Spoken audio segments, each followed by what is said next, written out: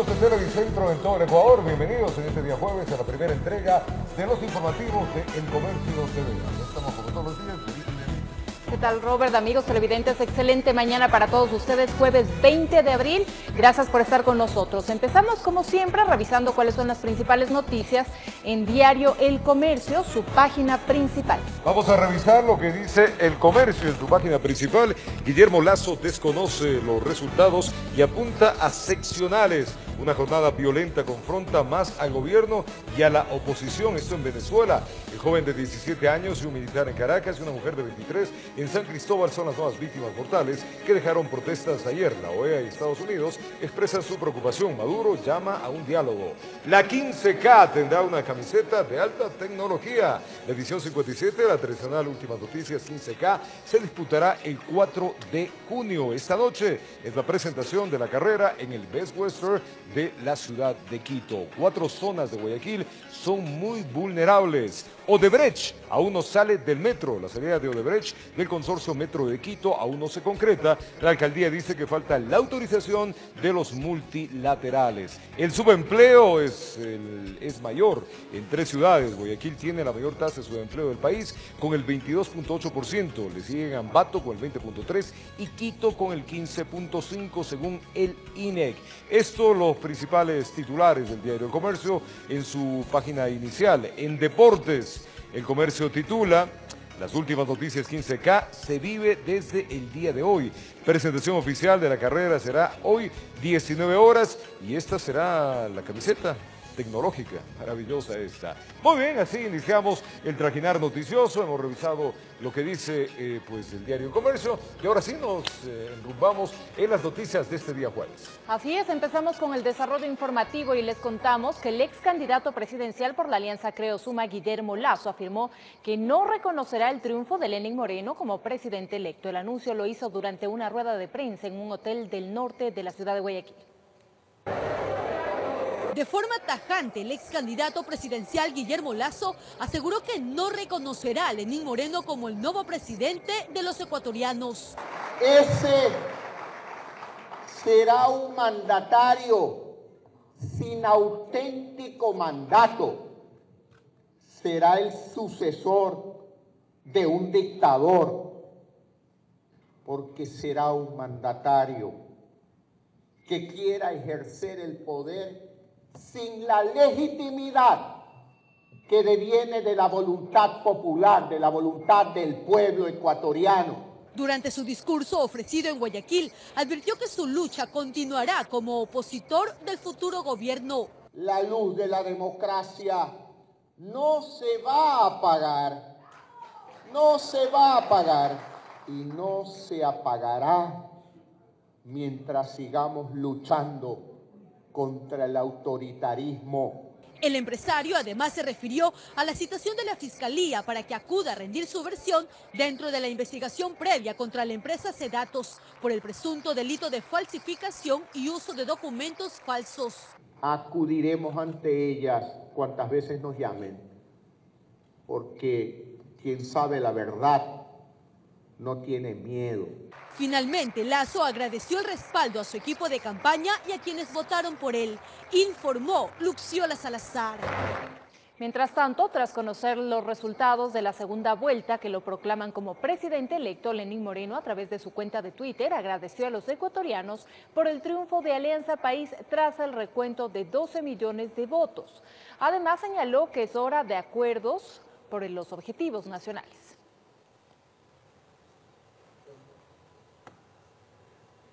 6 de la mañana con 58 minutos y en la Asamblea Nacional se registran las primeras reacciones ante la ratificación de Lenín Moreno como presidente electo. Desde la bancada oficialista se asegura que ahora será momento de emprender un diálogo nacional, mientras que en sectores de oposición se afirma que la situación política del país será complicada.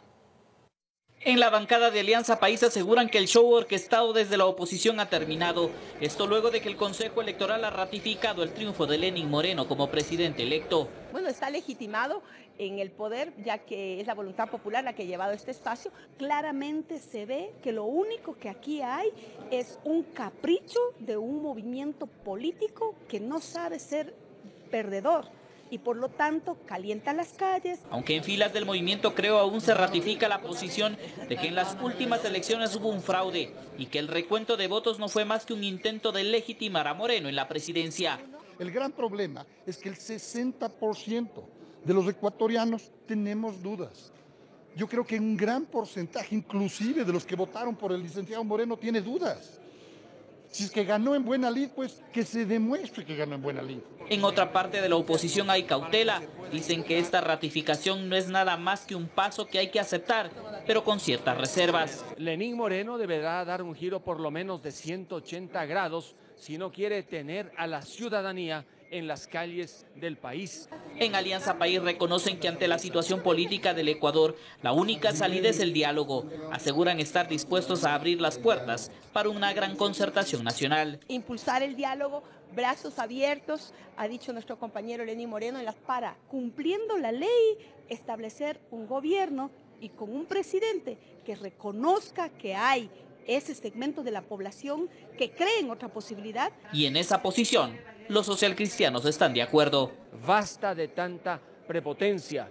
Ojalá se produzca una transición del autoritarismo hacia mayores niveles de tolerancia democrática. Informó Javier Gallo. El alcalde de Guayaquil, Jaime Nebot, se refirió al recuento de votos llevado a cabo por el Consejo Nacional Electoral durante su habitual enlace radial de los días miércoles. Veamos qué dijo el alcalde. Por aquello lo que uno cree, hay que entregar. El reconteo fue uno de los temas abordados por el alcalde de Guayaquil, Jaime Nebot, en donde explicó lo que se dio en el acto que fue transmitido por el Consejo Nacional Electoral este martes 18 de abril del 2017. Un partido político o un candidato presenta todas y cada una de las actas, en este caso 41.042, actas resumen de votación de todas las mesas de una elección, las impugna y las contrasta, estableciendo diferencias con el resultado que ha dado el CNE. Aseguró que este evento tenía como objetivo disipar las dudas del proceso electoral. El tribunal, el CNE, ayer procedió al reconteo de los votos de las casi 4.000 actas que impugnó Guillermo Lasso, indicando que allí se encontraba el fraude. Fue la primera posición que tuvo.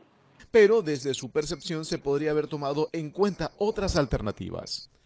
El tribunal no ha aceptado posiciones supralegales que hubiesen contribuido a ir por sobre lo legal, a generar una necesaria legitimidad sobre la elección. Informó Julio César Saona. Más de 10 personas fueron convocadas por la Fiscalía a rendir su versión en torno a la denuncia por presunta falsificación de documentos en la que habría incurrido la encuestadora Sedatos y Liber Costas en relación de un exit poll divulgado en los comicios del pasado 2 de abril. Los ex candidatos presidenciales Guillermo Lasso, Andrés Páez, el titular de Sedatos, Polibio Córdoba, el periodista Alfonso Espinosa de los Monteros, son algunos de los llamados por la Fiscalía Provincial de Pichincha a rendir su versión libre y voluntaria en la indagación que se abrió el pasado 29 de marzo en contra de la empresa Sedatos y Liber Costas por el presunto delito de falsificación y uso de documentos falsos, según consta en la citación emitida por el organismo. Esto en base a la denuncia hecha por la asambleísta oficialista Rosana Alvarado, quien acusó a ambas firmas de supuestamente haber falsificado documentos y haber hecho fraude en el exit poll divulgado en la segunda vuelta electoral el pasado 2 de abril. Córdoba está llamado a declarar el próximo 27 de abril. El mismo día, dentro de la investigación, la Fiscalía también requirió las versiones de Carlos y Nancy Córdoba, ejecutivos también de Sedatos. Asimismo, el binomio Lasso Páez están citados para el 28 de abril a las 14:30 y 15:30 respectivamente. Ese día también están llamados Iván Correa, directivo de Liber Costas, y Fernando Coronel, jefe de campaña del líder de Creo. Mientras que el periodista y presentador Alfonso Espinosa de los Monteros está citado para este jueves 20 de abril a las 15 horas. Recordemos que la Fiscalía y la Policía, durante un operativo como parte de la investigación, allanaron las oficinas de Sedatos en Quito y Guayaquil el pasado 8 de abril y se incautaron archivos físicos, documentales, digitales y equipos informáticos. El delito de falsificación y uso de documentos falsos que se investiga está tipificado en el Código Orgánico Integral Penal penal con una sanción de 5 a 7 años de prisión. En Quito informó Adriana Rojas. Ya son las 7:04 de la mañana. La economía ecuatoriana, según el Fondo Monetario Internacional, se contraerá al 7.4%, pero según el ministro coordinador de política económica, habrá un crecimiento de 1.4%. Según las proyecciones del Fondo Monetario Internacional, América Latina y el Caribe retomarán este año el crecimiento económico luego de contraerse un punto porcentual durante el 2016. Sin embargo, las proyecciones no fueron positivas para el Ecuador y Venezuela, cuya economía contraerá 7.4%. Pero estas cifras difieren del criterio expuesto por el ministro coordinador de la política económica, Diego Martínez, quien prevé un crecimiento del 1.4% en la economía del país para este año. En el último trimestre del año pasado, el año 2016, la economía ya mostró crecimiento positivo de la producción, es decir, del Producto Interno Bruto, tanto en la economía no petrolera como también en la petrolera. No nos olvidemos que el año pasado la economía no petrolera, como resultado de la reparación de la refinería, mostró una tasa de crecimiento del 45%.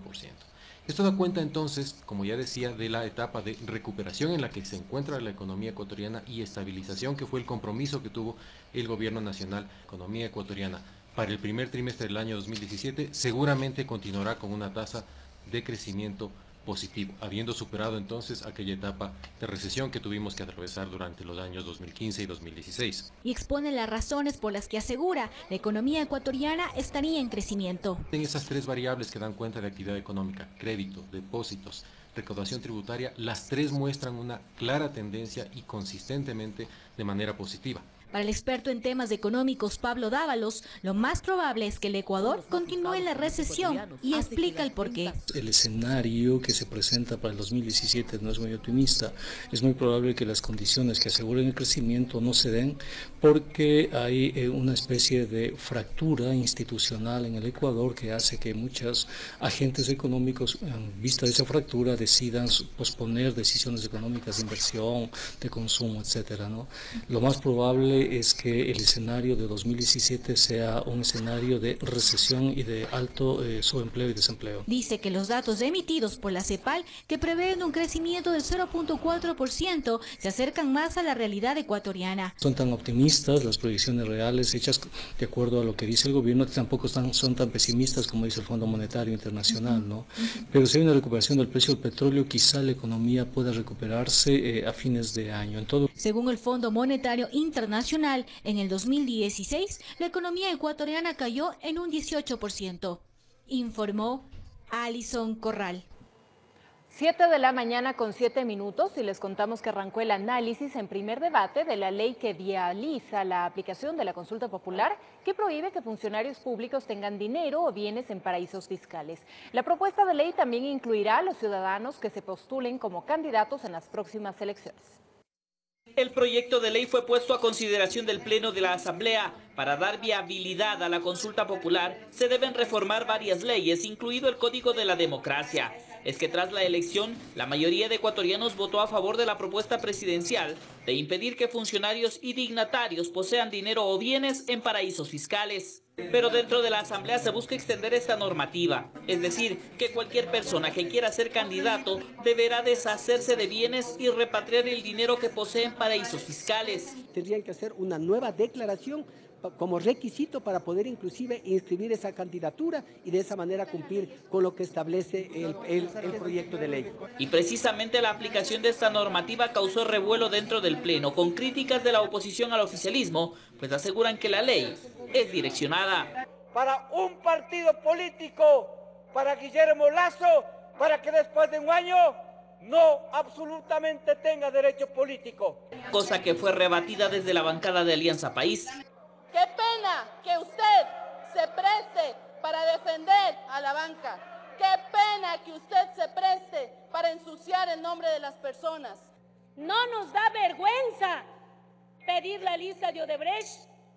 No nos da vergüenza decir a ustedes que la consulta popular no fue necesaria. El proyecto además contempla que para las autoridades electas, presidente, vicepresidente y asambleístas que incumplan la norma, la única salida será la destitución mediante juicio político. ¿Por qué? Porque la pregunta de la consulta popular es sumamente clara. habla de funcionarios públicos y dignatarios de elección popular. El primer debate de esta ley concluyó y se espera que antes de terminar este periodo legislativo, la normativa pueda ser aprobada en segundo debate. Informó Javier Gallo. Y diversas reacciones genera el proyecto de ley presentado en la Asamblea Nacional. El Frente Unitario de Trabajadores FUT argumenta que a través de la propuesta se pretende acallar a organizaciones opositoras al régimen.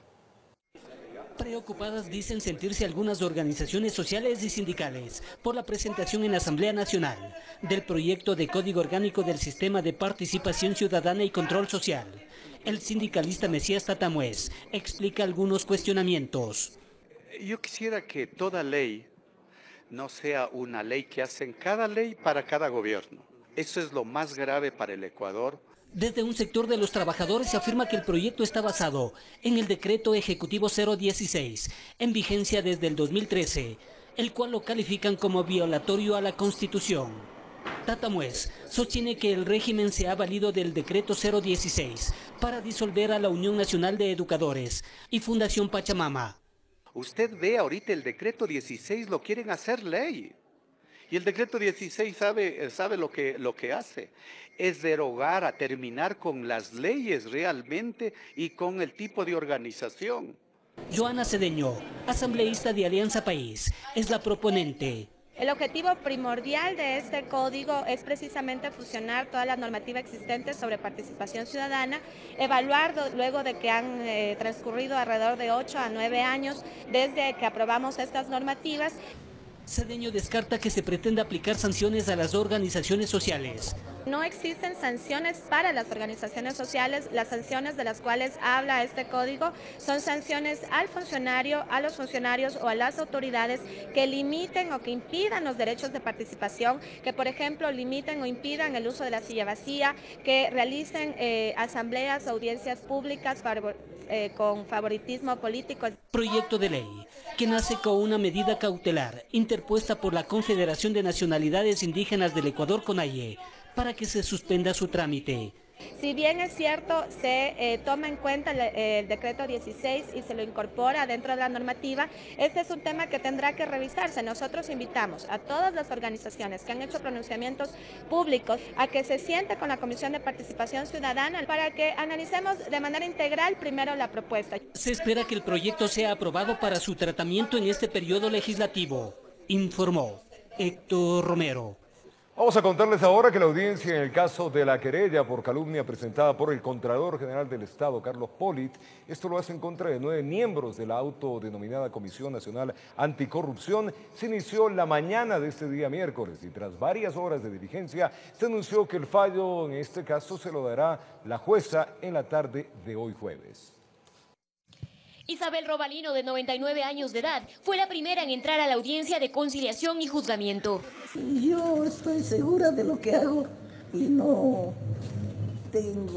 hago mayor caso de lo que diga el señor Contralor. Seguimos adelante en nuestra lucha contra la corrupción. Ella junto a 8 personas más pertenecen a la autodenominada Comisión Anticorrupción y están siendo imputados por el supuesto delito de calumnias en contra del Contralor General del Estado, pues en el 2016 los comisionados presentaron una denuncia por un supuesto sobreprecio en la compra de un terreno para la refinería del Pacífico, que fue desestimada y se la declaró maliciosa y temeraria. Por ello, Polit emprendió procesos penales y civiles. Porque el juez está diciendo que esa denuncia no ha reunido los elementos ni de hecho ni de derecho para que se pruebe una infracción. Es decir, aquí hay una falsa imputación de un delito, y ese es el delito de calumnia por el cual estamos aquí presentes. Los comisionados imputados se opusieron a la conciliación, por lo que se pasó a la etapa de juzgamiento. Bueno, estamos absolutamente tranquilos, no pudieron probar de modo alguno que hubo una calumnia, pretendieron probarlo con una denuncia, la ley prohíbe que la denuncia se apruebe, no tienen alternativa alguna de condena, por cuanto la Corte Interamericana de Derechos Humanos prohíbe que en casos de funcionarios públicos, en asuntos de interés público y además cuando se ha denunciado actos de corrupción, puedan existir condenas penales.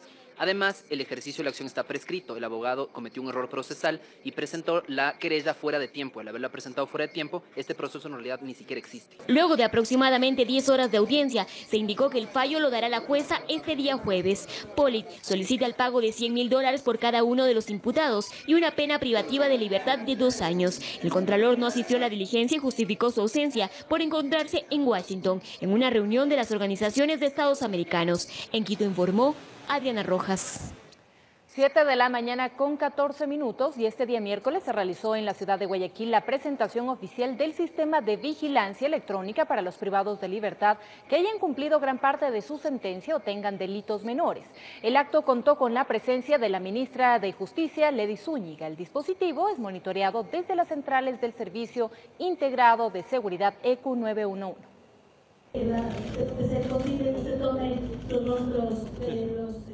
Es un avance que se da en materia de justicia, es lo que aseguraba la representante máxima de esta cartera de Estado. Se trata de la implementación de los dispositivos de control y de rastreo que se colocaron a varios privados de la libertad, que han cumplido gran parte de su sentencia impuesta. Evitamos el hacinamiento carcelario y damos sobre todo una oportunidad de reinserción, integrar a las personas que están siendo investigadas por delitos menores o aquellas que ya han cumplido una parte importante de la sentencia. Los dispositivos también se aplicarán para aquellas personas que hayan cometido delitos menores.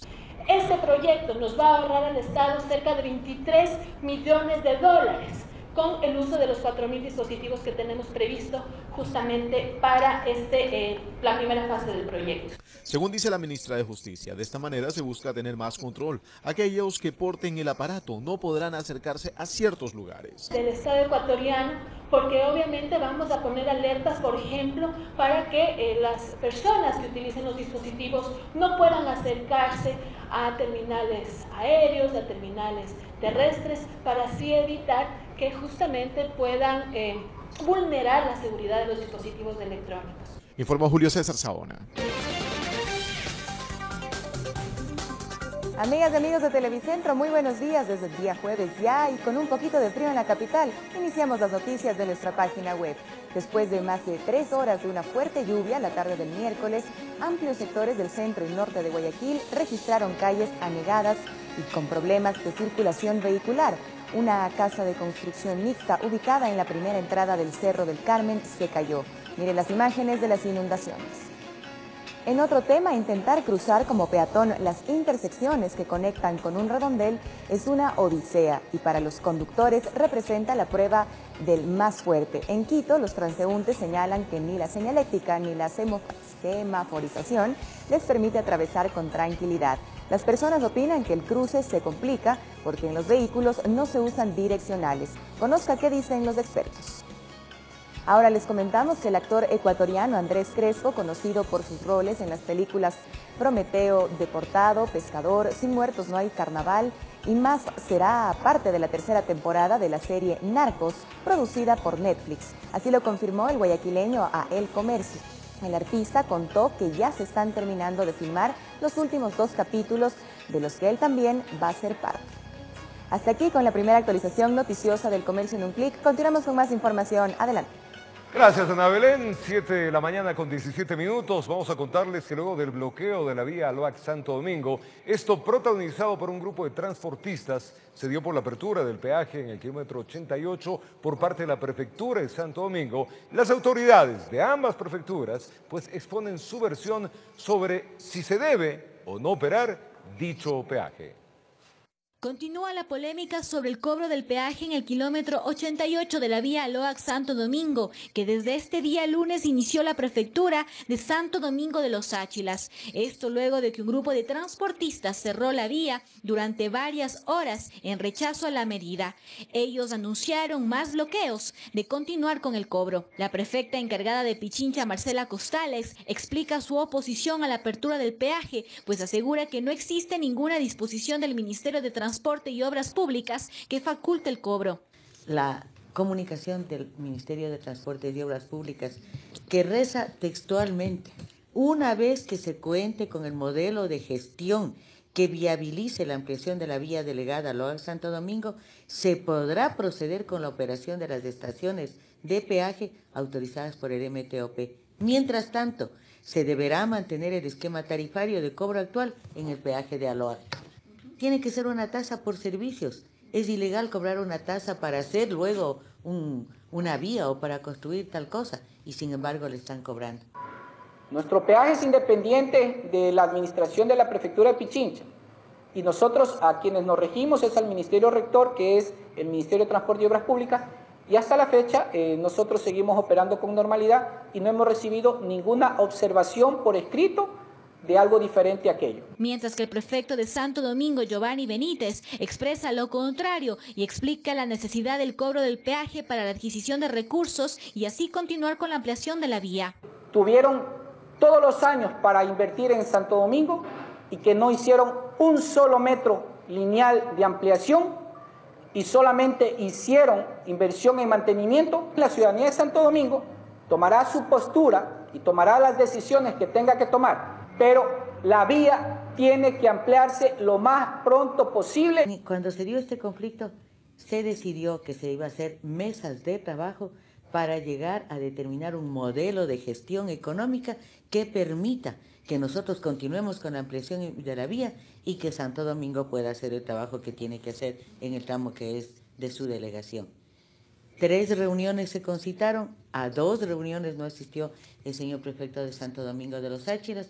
El equipo técnico de nuestro gobierno provincial estuvo siempre presente, estuvo realizando el trabajo que ordenaron sus autoridades. Según un convenio suscrito en diciembre del 2014 y enero del 2015, el ministerio le otorga a la prefectura de Santo Domingo también la administración de la vía desde el kilómetro 72 al 101. Por esta vía transitan alrededor de 12.000 vehículos diarios y el bloqueo de 8 horas causó la pérdida de $16.000 por la suspensión del cobro del peaje de Aloa.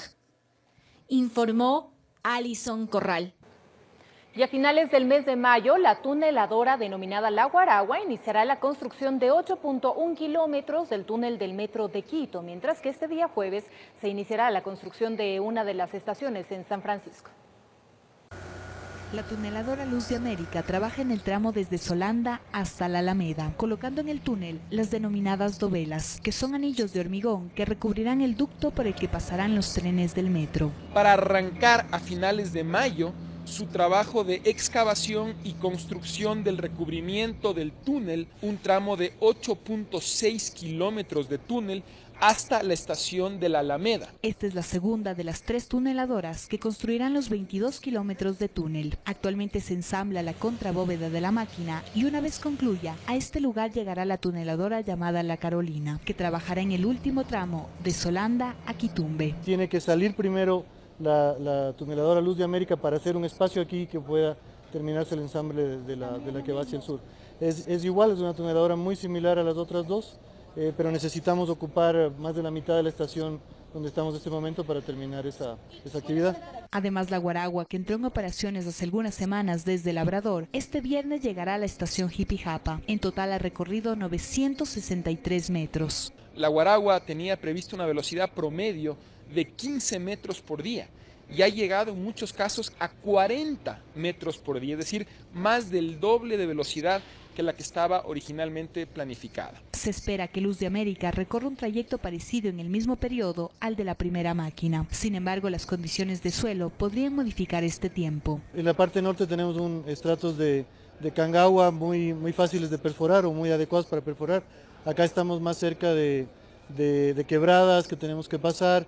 Hemos tenido que hacer una serie de desvíos de colectores. Actualmente existen 35 frentes de obra con un avance total de trabajos del 23%. Este jueves iniciará la construcción de la estación San Francisco en el casco colonial. En el ala norte de la estación, que es el ala en la cual no se encontraron los hallazgos históricos. Recordemos que los hallazgos históricos están en el ala sur de la estación. Mientras tanto, el municipio continúa a la espera de que los organismos multilaterales autoricen la salida de Odebrecht del consorcio encargado de la construcción del metro, informó Sofía Vintimita. Ayer se cumplió 9 años de la tragedia de la discoteca Factory. Con una misa se recordó a las 19 víctimas mortales. Los familiares de los fallecidos aún están esperando que este caso predomine la justicia. Ernesto, con la voz quebrantada, recuerda con mucho dolor la partida de su hermano Mauricio en el incendio de la discoteca Factory hace 9 años. Fui enseguida para allá, pero ya todo estaba consumado, no pudimos hacer nada. Eso fue demasiado doloroso.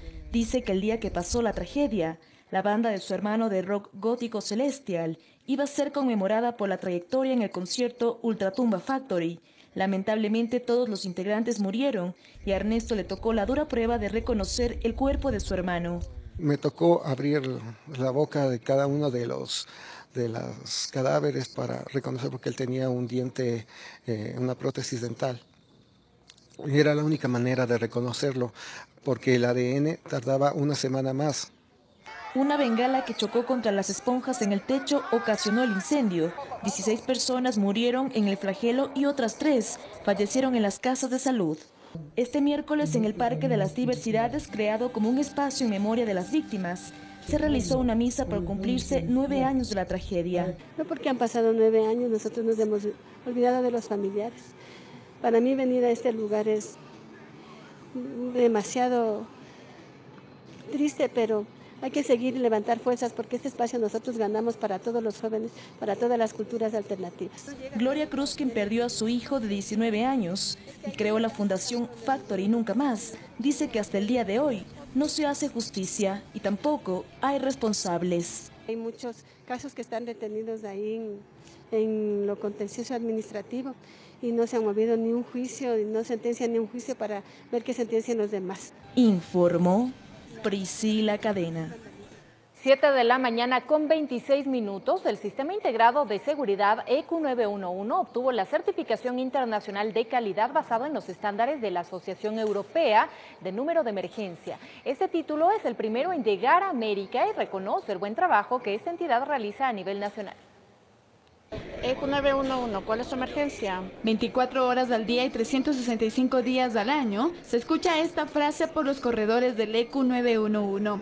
Así es como decenas de personas atienden las emergencias reportadas a nivel nacional. Nosotros nos demoramos en 2 minutos 49 segundos en la atención y coordinación de una emergencia. Este tiempo, además de otros factores, ha hecho que este sistema integrado de seguridad sea el primero en América en obtener la certificación internacional de calidad, basado en estándares de la Asociación Europea de Números de Emergencia, EENA, por sus siglas en inglés. De una certificación europea, somos realmente el primer país en el continente que tiene esta certificación, lo cual también ha traído a muchos otros países de la región interesados en conocer nuestro modelo de gestión. El proceso de evaluación inició en el 2015, pero no fue sino hasta abril del año pasado que se realizó una auditoría a los centros EQ911 de Quito y Santo Domingo. Coincidió con esta fecha, el 16 de abril, el terremoto que tuvimos en Manabí y en Esmeraldas, en que ellos ya estuvieron aquí en el Ecuador, pudieron presenciar entonces en forma práctica cómo el Servicio Integrado de Seguridad del EQ911 Quito, que era el centro que venían a inspeccionar, cumplía con estos protocolos de atención de emergencias. Se prevé que con la obtención de este reconocimiento, el EQ911 adopte prácticas internacionales que permitan contrastar resultados con otras instituciones de atención de emergencia que cuentan con este tipo de estándares en el mundo. En Quito informó Andrea Orbe. Son las 7 de la mañana con 27 minutos y ahora vamos a cambiar de tema y les contamos que de acuerdo con la última encuesta laboral del INE, con datos hasta el mes de marzo, el subempleo se incrementó en la ciudad de Guayaquil, en la ciudad de Quito y también en Ambato. Para que nos explique un poco cómo se ha dado el comportamiento del subempleo en el Ecuador, nos acompaña César Augusto Sosa, macroeditor de Diario El Comercio. César Augusto, ¿cómo estás? Muy buenos días. Coméntanos, ¿por qué se ha registrado el mayor subempleo en estas 3 ciudades? Amigos, buenos días. En efecto, cuando ocurre una crisis económica, uno de los efectos principales se evidencia justamente en el mercado laboral, en el empleo. Y Quito, Guayaquil principalmente, son ciudades con mucha actividad económica, con mucha actividad comercial. Y en épocas como las actuales, las empresas no están contratando la mano de obra que se necesita y que está saliendo al mercado. Y obviamente, como la gente tiene que obtener ingresos de alguna forma, obviamente busca algunas formas de obtener ingresos y lo hace a través de ventas informales en las calles. Por eso vemos que los centros históricos, en Quito por ejemplo, en Guayaquil también, y en Ambato también se han llenado de comerciantes informales. Entonces eso explica de alguna forma por qué el subempleo en el país está aumentando. César Augusto, y ahora coméntanos en qué sectores se está presentando más este deterioro del empleo. Básicamente es en el sector comercial y en el sector de servicios. Justamente, como les mencionaba, la gente sale a las calles a vender cualquier producto. Encontramos muchos vendedores ambulantes que son actividades de alguna forma de fácil instalación, con un poco de capital de trabajo. La gente se monta un kiosco de alguna forma o también se dedican a utilizar un auto para ofrecer servicios de taxis. Hay muchos taxis ilegales y eso está generando también algunos problemas en las ciudades, y de alguna forma este aumento de personas ofreciendo este tipo de servicios, sea vendiendo productos en las calles, ofreciendo también servicios de transporte de alguna forma informal, es la evidencia más clara de que algo está ocurriendo con el empleo en el país, y eso explica el aumento del subempleo también. Ahora, César Augusto, sin embargo, las autoridades están asegurando que el país está en una recuperación. ¿La situación laboral del país confirma esta posición del gobierno? Bueno, los datos oficiales dicen que en efecto el último trimestre del año pasado la economía aumentó su ritmo de crecimiento. No se comparece con lo que está ocurriendo en el mercado laboral. Si bien el INE y las autoridades económicas han dicho que la tasa de desempleo ha bajado alrededor de un 1,5 más o menos en el primer trimestre del presente año, no se comparece con lo que se está viendo de alguna forma en otros indicadores, como lo mencionábamos, en el aumento del subempleo, que aumentó 4 puntos en marzo de este año frente al mismo mes del año pasado, y un indicador importante que es lo que denominan la tasa de empleo adecuado, que simplemente significa el número de personas que sí tienen un empleo formal, que están afiliados al IES, que trabajan las 40 horas semanales, que ganan más del salario básico. Este indicador, el empleo adecuado, es el más bajo que se ha registrado desde que el INE tiene estadísticas comparables sobre este indicador desde el 2014. Tristes las estadísticas, César Augusto, muchas gracias por la información. Son 7 de la mañana con 31 minutos, momento de irnos a una pausa comercial. Cuando regresemos del corte les vamos a contar que un obrero murió al haber quedado sepultado por un deslizamiento de tierra. Las intensas lluvias en Chimborazo provocaron la destrucción de varias viviendas en la parroquia Columbe. Esto y más, ya retornamos 7:31 de la mañana.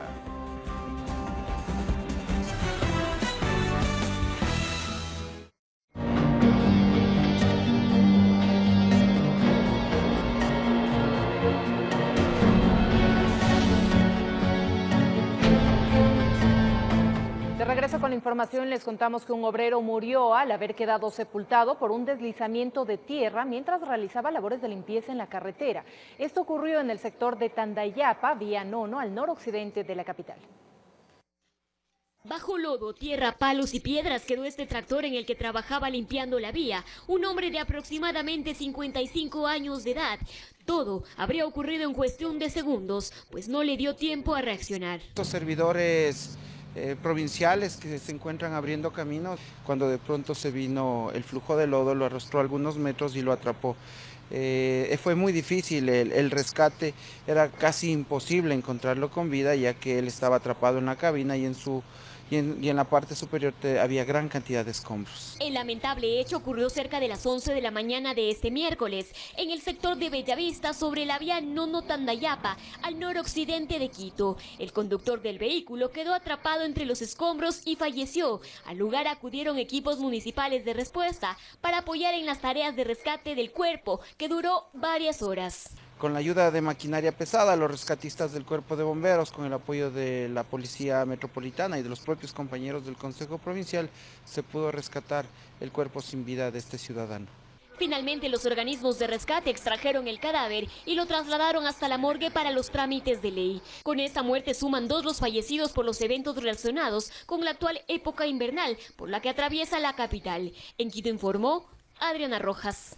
Y justamente el invierno provoca intensas lluvias. Estas de la destrucción de varias viviendas pasa en la parroquia Columbe, esto es en Chimborazo. Al menos 5 deslaves han cubierto la vía, dejando incomunicados al menos a 100 familias. Un panorama caótico es lo que se pudo observar en varias comunidades de la parroquia Columba en Chimborazo, donde la implacable naturaleza destruyó varias viviendas, dejando a 3 familias en la calle. Gracias a Dios, entonces vecinos vinieron, entonces ellos ayudaron a sacar algunas cositas, sacaron, ya está dañado, desbaratados. Los afectados cuentan que nunca les habría pasado esta desgracia. La naturaleza les jugó una mala pasada, lo poco que tenían yacía bajo el barro. Ahora esperan ayuda e intentar recuperarse. Ha llovido así, a lo menos así deslave, nunca no ha habido desde que yo nací. Lamentable así el fenómeno naturaleza. Al menos 5 deslaves se han suscitado en el sector, las vías se han cerrado, lo que ha incomunicado al menos a 100 familias de 4 comunidades. 5 o 6 está arriba, y aquí uno más, 7 por lo menos, pedazo está, Dios lo pague. El municipio de Colta ha iniciado con los trabajos para reaperturar la carretera, pero dicen que es como jugar al gato y al ratón. Hemos habilitado casi todos los días, pero eso no quita de que al siguiente día o a la noche nuevamente obstaculiza las vías, hay derrumbos, entonces nuevamente tenemos que estar habilitando las vías. Ventajosamente no existen víctimas mortales, pese a lo fuerte de la desgracia material, lograron esquivar los muros, en sí, a la muerte. En Chimborazo informó Darwin Altamirano. Y es que la época invernal está sumamente fuerte. Veamos a continuación algunos de los videos que los usuarios publicaron en redes sociales en la ciudad de Guayaquil. En ellos se evidencia la magnitud de las inundaciones provocadas por las torrenciales lluvias la tarde de ayer. En este video se puede observar la calle completamente inundada en el sector de Sauces 4, al norte de Guayaquil.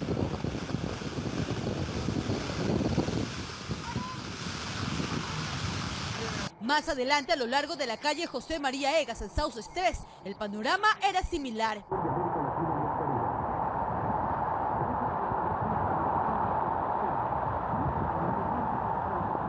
En este otro video enviado por un televidente se ve el estado del sector de la Alborada mientras llovía.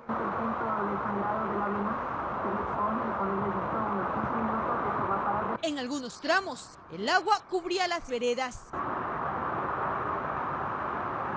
Las calles secundarias también estaban anegadas.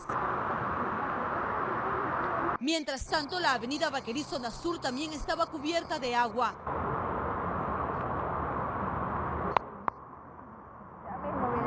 En estas imágenes se observa la avenida Benjamín Carrión y el tráfico vehicular que se formó.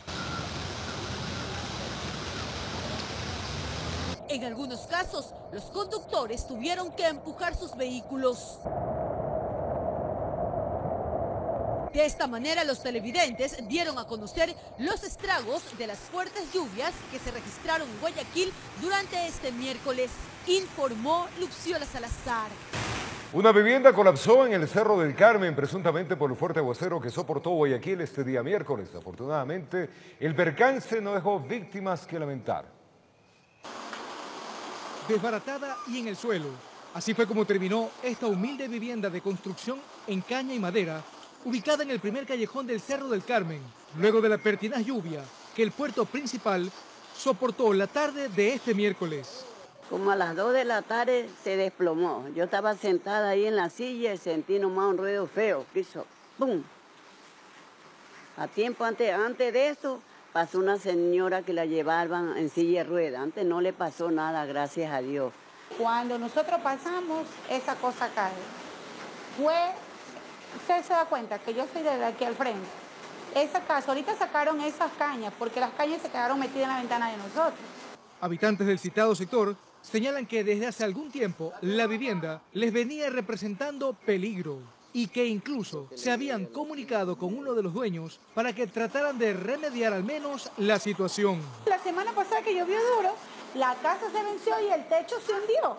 Y nosotros los llamamos, vino el señor, el hijo de él, y yo le digo, oye, haga el favor de hacer algo porque eso se va a venir abajo. ¿Y hoy?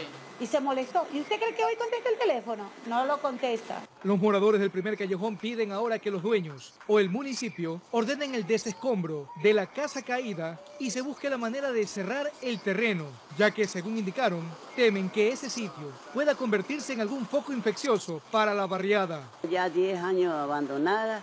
El hijo del dueño venía, pero no le importaba, se encerraba ya, como venía con su trago borracho, ahí se encerraba. Informó Ítalo Ruiz. 7 de la mañana con 41 minutos. En la ciudad de Manta, provincia de Manabí, fue capturado el presunto responsable de la muerte de un menor de 3 años de edad. El pequeño recibió un disparo en la cabeza y luego de varios días de agonía falleció en un hospital en la ciudad de Quito. Todo pasó semanas atrás. El pequeño viajaba con su padre cuando fueron interceptados por varios encapuchados. En el forcejeo uno de ellos disparó. El proyectil impactó a Isaías a la altura de la cabeza. El pequeño murió luego de varios días de agonía. Quien sería el presunto responsable fue ubicado por agentes de la Dirección General de Inteligencia de Manta y de la DINASID cuando descansaba en un hotel de esa ciudad. El 21 de marzo en la ciudad de Manta, sector de Santa Marta, se produjo un atentado contra un ciudadano en el cual resultó herido un menor de edad. Lamentablemente, días posteriores, el menor fallece. Jefferson Emilio S. fue sorprendido en la habitación 306. Sobre él pesaba una boleta de captura emitida por autoridad competente por el presunto delito de asesinato. Medios locales informaban del violento hecho. El sospechoso será clave para dar con el resto de los involucrados en el atentado, donde perdió la vida un pequeño de apenas 3 años de edad.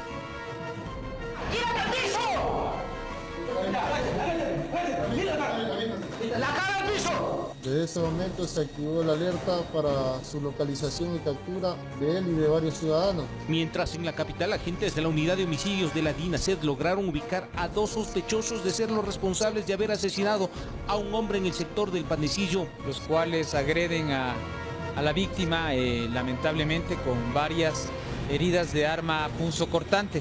El dueño de casa supuestamente salió a reclamar a un grupo de libadores que se ubicó afuera de su casa por el escándalo que hacían, pero en respuesta recibió 5 puñaladas que acabaron con su vida. Estamos esperando el protocolo de autopsia para poder determinar cuál de esas heridas fue la que causó su muerte. En 5 allanamientos fueron detenidos un ecuatoriano y un colombiano, mientras un tercer implicado huyó del lugar. En Quito informó Iván Casamen. La policía decomisó en el mercado de San Roque decenas de sobres de droga. La sustancia ilícita era transportada por una mujer. Entre las estrategias policiales para combatir lo que es el microtráfico de drogas en el sector de San Roque, trabajan con agentes encubiertos quienes vigilan cualquier movimiento extraño.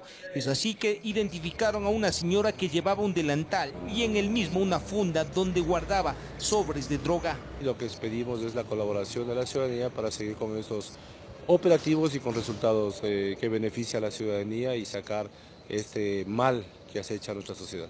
Rápidamente, antes que se pierda entre la gente, fue abordada por los policías vestidos de civil para revisar sus pertenencias. La trasladaron hasta el regimiento Quito número 1. La mujer tenía en su poder 46 sobres de marihuana y 200 dosis de creepy, una droga elaborada en invernaderos, que por su mayor efecto tiene un costo más elevado en el mercado. Estaba como transeúnte con un canguro, en la cual tenía todas estas sustancias. ¿Es mayor de edad? Claro que sí. Presumen que se dedicaba al microexpendio. La dosis de marihuana cuesta $1, mientras la de creepy $2. Aparentemente fue sorprendida cuando empezaba su jornada, es decir, aún estaba cargada del dulce verde prohibido. La señora da unos nombres los cuales no registra dentro del sistema CIRNE, por lo tanto no se le podría ver los antecedentes que al momento sí tiene o no los tiene. Por la cantidad encontrada en esta ocasión difícilmente podrá justificar que se trata de una consumidora. Las dosis sobrepasan la tasa que estipula la ley. En Quito informó Iván Casamen. Y un muerto es el resultado de un triple choque en la vía Manabí-Guayas a la altura del paso lateral de Jipijapa. La Fiscalía está investigando este caso. Un triple choque dejó como resultado una persona fallecida en la vía Manabí-Guayas, a la altura del paso lateral de Jipijapa. Los vehículos involucrados fueron un tanquero de combustible, un tráiler y una volqueta. El hecho se registró cuando uno de los vehículos presuntamente se le habría explotado la llanta y aparentemente habría ocasionado el accidente.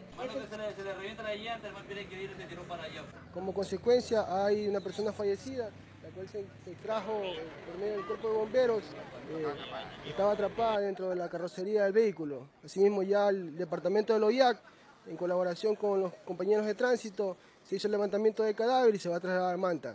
Agentes de la Comisión de Tránsito del Ecuador estuvieron en el lugar del accidente, mientras la Fiscalía investiga el caso. Sí, a la persona fallecida es un vehículo tipo tanquero y que ha recién descargado. Parece los residuos que han quedado en el tanque se han regado en la vía y la vía se ha tornado peligrosa. Familiares de la víctima llegaron a este lugar. No sabemos nada todavía, solo sabemos que lo impactado nos dicen que lo impactó una volqueta. No sabemos nada más. Desde la provincia de Manabí informó Johnny Armendariz. Así se cumple, ya no puede escapar, esa es la verdad, eso es lo que quiero, y no te engañes, hay que ser sincero. Y realmente todo empieza con nosotros, contigo. Es que en los próximos 21 y 22 de abril, la Fundación Cecilia Rivadeneira realizará una colecta en 5 ciudades del país. Así que vecinos, en estas 5 ciudades, escuchen, porque el objetivo es recaudar fondos para ejecutar proyectos en beneficio de los niños, de estos guerreros que tienen cáncer y también de sus familias. Queremos ser un espacio de esperanza y confianza para los niños y las familias que enfrentan el cáncer es el propósito de la Escuela Granja de la Fundación Cecilia Rivadeneira. Según datos de la organización, el 62% de las madres de estos pequeños dejan de trabajar para cuidar de sus hijos, lo cual genera en la mayoría de los casos cambios en la estructura familiar. También está enfocada en los hermanos de los niños con cáncer que quedan muy solos en provincia o muy solos en sus casas y son sujetos de problemáticas sociales muy complejas, como abandono de su madre o de su padre o de sus hermanos, de maltrato infantil. Actividades lúdicas, formación tecnológica, proyectos de emprendimiento y acompañamiento médico son parte de las propuestas innovadoras de este proyecto social que contribuye con los padres, hermanos y niños de quienes luchan por vencer esta enfermedad. Nuestro gran sueño es que sean los cuentos y los libros los aliados de los niños en los hospitales, estas herramientas que van a permitir a los niños utilizar su imaginación para teletransportarse. Por ejemplo, en este avión, la idea es que los niños se puedan teletransportar cuando Elliot surcó los Andes, por ejemplo, ¿no? Y fue el primer piloto en pasar la cordillera de los Andes en el Ecuador, ¿no? O pensar que estas mariposas que están aquí realmente pueden volar. En el mundo, el 85% de los niños con cáncer, luego de someterse a un tratamiento, tienen posibilidad de sanar. Sin embargo, en nuestro país, el 45% de los pequeños abandona el tratamiento por múltiples factores, en su mayoría económicos, lo cual ocasiona vulneración de derechos y depresiones que pueden incidir en recaídas. Las grandes transformaciones que anhelamos para nuestros pueblos, para nuestras comunidades, tiene que venir de la mano del cambio de conciencia colectiva. En el año 2016, 350 familias se beneficiaron del acompañamiento psicológico y médico brindado por la Escuela Granja, entidad que espera plasmar nuevas sonrisas en los rostros de las familias luchadoras, luego de la colecta que se realizará el próximo 21 y 22 de abril, en Quito, Guayaquil, Cuenca, Ambato y Riobamba. Porque la vida está llena de momentos de alegría y también de momentos de tristeza, lleno de retos y de oportunidades, ¿no? Y yo creo que lo fundamental es celebrar la experiencia humana con optimismo. Más de 3.000 voluntarios de escala nacional estarán en las principales vías de estas ciudades, convencidos de que es posible construir sociedades más justas, solidarias e incluyentes. Informó Sofía Vintimilla. Hay que ayudar, eso que hay que hacer. Así es, ponernos a echarle energía. Así es, solamente es $1 el día de mañana, viernes, y el día sábado van a estar todos los chicos en las calles de la ciudad para que usted también nos identifique con un chaleco, tomate y una de sus identificaciones aquí colgada. Así que por favor, todo lo que pueda donar para esta fundación y dar continuidad a sus proyectos, unámonos para ayudar. Recuerden que es en favor de estos guerreros y la familia que también sufre costosas de esta enfermedad. Pero, como dice Perotti en esta canción que me encanta, ¿no? País chiquitito, este color acuarela, la fuerza que nos da. Somos solidarios, esa es la verdad. Y eso es algo que nos ha caracterizado siempre. Nosotros continuamos con...